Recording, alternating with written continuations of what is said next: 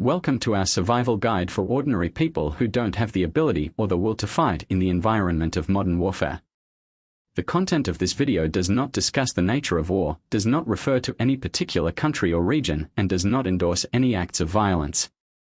Discuss only the development of the war situation. Unarmed ordinary people can and should take measures to protect themselves in the outbreak of war.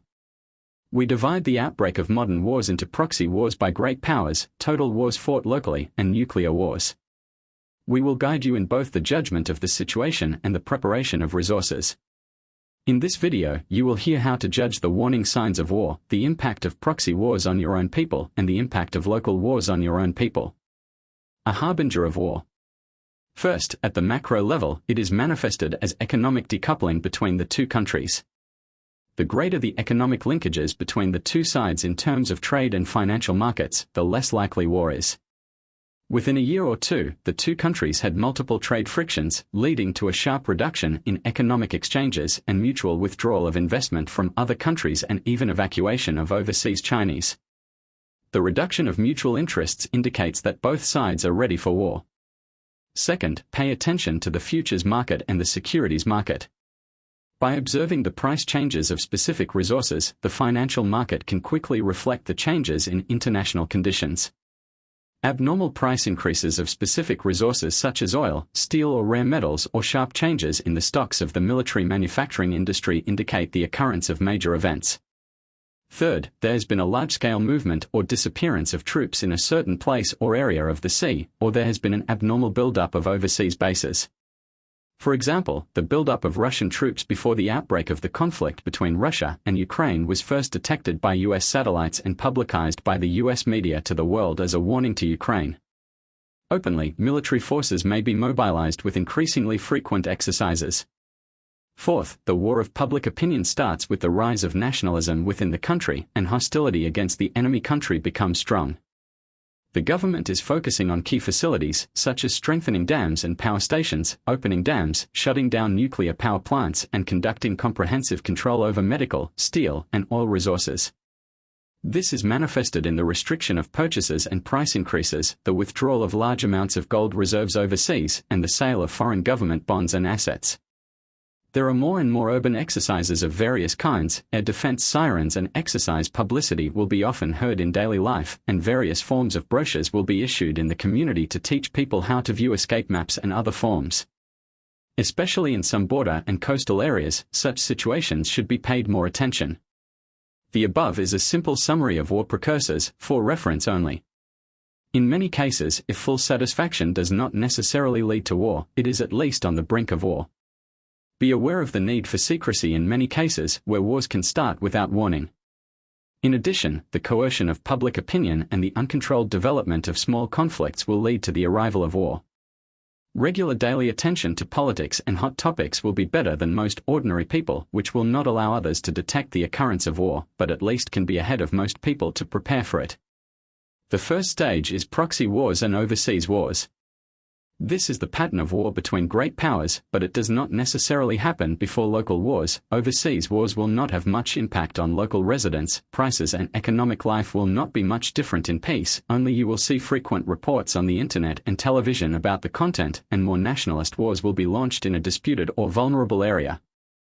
More and more troops are being sent to the neighboring border areas, and the increase in military spending will be reflected in the national debt and the economy in the coming year if there is more coverage of combat on television or online.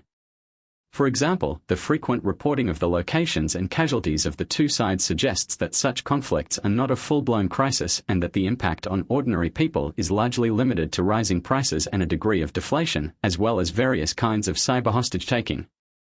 The effects can last for a considerable period of time, ranging from months to years. The best outcome is that the claims of the initiator of the war are resolved, the other side is forced to compromise, both sides avoid the escalation of the war, and the war ends. However, if the internal and external media have been promoted to different degrees during the proxy war, it means that the war is likely to have undergone qualitative changes and the possibility of endangering the homeland of both sides will increase. In short, a war that is not conducted in the homeland will bring economic and social problems within the country, but as long as there is no risk of expansion, it is not a big thing for the people to worry about. The second stage, the initial outbreak of the war of local conflicts. In the early stages of a war, it is the people close to the disputed areas who will suffer, and some coastal borders with hostile relations or where fighting has already broken out may be the first line of war. That period could last for months. After sustained attrition, the stronger side will push its troops into the other side's homeland, and citizens or villagers living on the border are likely to be attacked by grenades or shells if they do not evacuate soon. After this, if the national army is defeated, some border cities will be quickly affected, and the enemy will preferentially occupy these urban areas to consolidate the gains already made.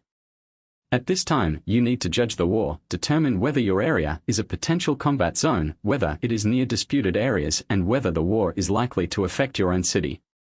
Generally speaking, as long as you are not in the war zone, there will not be too many changes in life, and prices will rise to varying degrees. The tertiary industry will be hit, the social demand for such jobs will be greatly reduced, and the proportion of taxes will be increased, which will cause many people in related occupations to lose their jobs, but the secondary industry will create more jobs, and the number of workers in state-owned factories will increase. In some countries, they also receive subsidies and cooperation from the government. In addition, land conscription and expropriation of assets for the entire population will occur over the course of the war, so it is necessary to exchange virtual assets for physical assets or cash, but if it looks like things are going badly, then you need to prepare for the worst in the long run.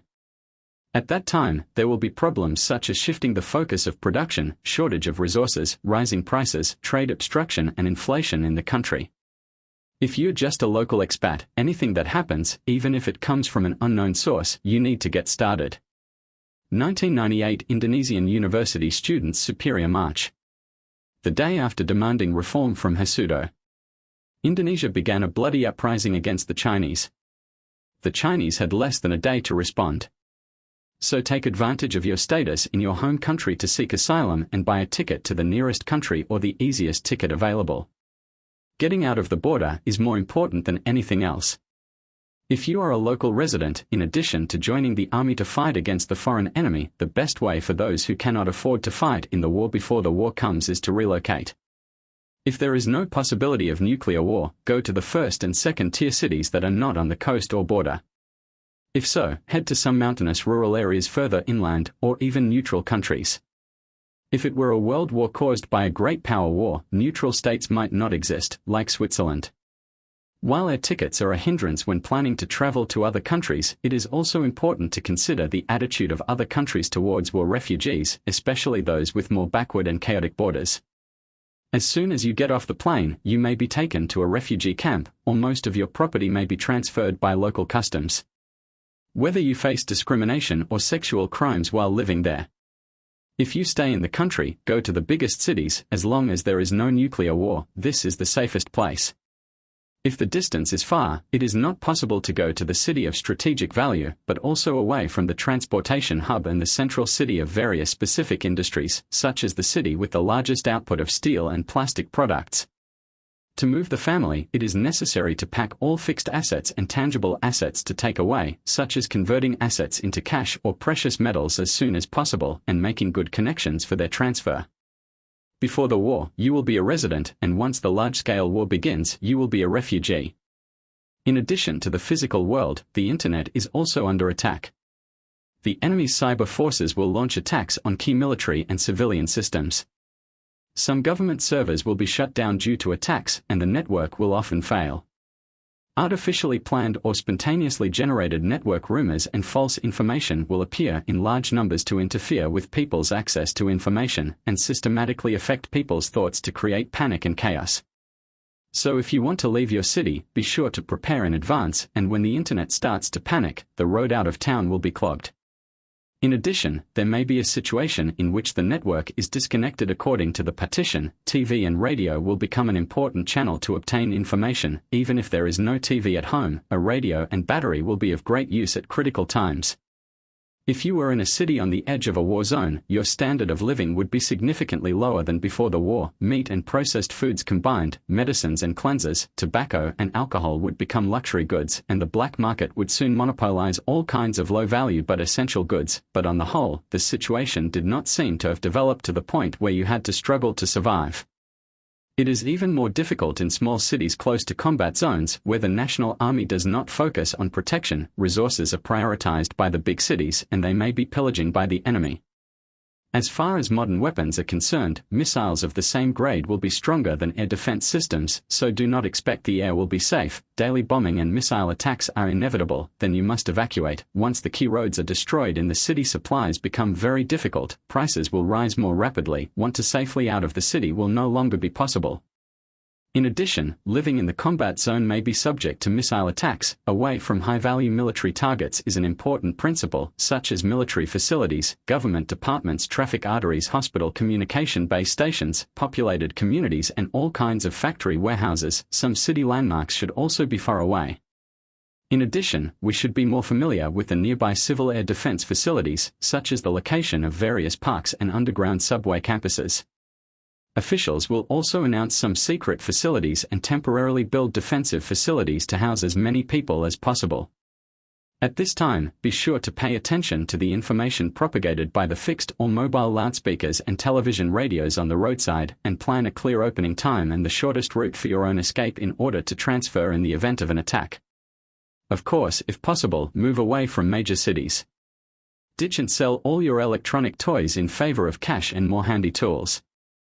In order to maintain stability and security on the home front, the movement of people would be restricted at the beginning of the war.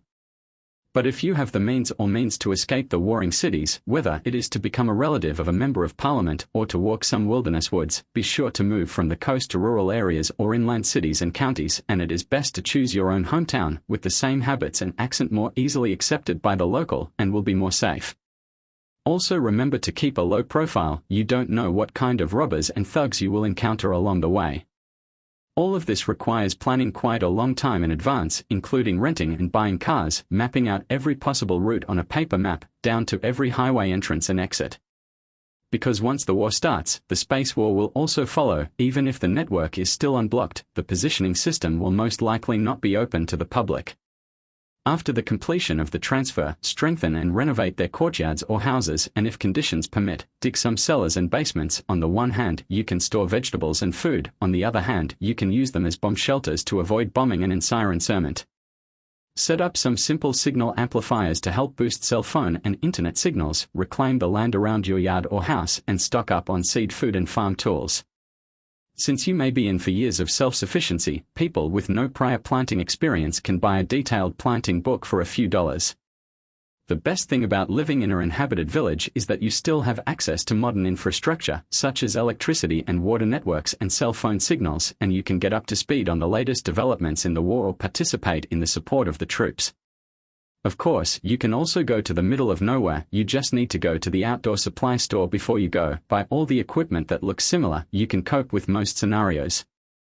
However, it is recommended that you do this when the number of companions is larger, and the double number of companions can effectively protect survivors from attacks by wild animals, while carrying more equipment and supplies, and even make up for the lack of survival skills with the help of materials. Finally, you need a device that can access information from the outside world, such as a radio that is removed from the battery, put in a dryer and wrapped in a plastic bag so that you can return to civilization after the war. In terms of the preparation of props and supplies, if you do not have the conditions to move to a remote area, you can only continue to live in the city or suburbs near the combat zone. In general, food will not be the biggest problem you have to consider, and the supplies in the city will be prioritized. At this time, due to the war, the city security will become very chaotic. You need to prepare more protective items, such as basic self-defense equipment. Self-defense equipment can help you avoid some crimes caused by chaos.